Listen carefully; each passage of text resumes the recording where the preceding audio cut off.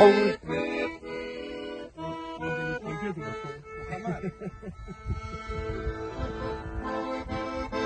Мне кажется порою, что солдаты с кровавых не пришедших епарей не в землю нашу полегли когда-то, а превратились в белых журавлей.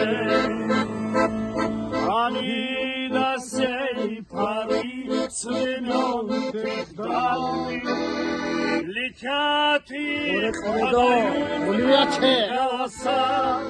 Не потому ли так часто и печально мы замолкаем, глядя в небеса?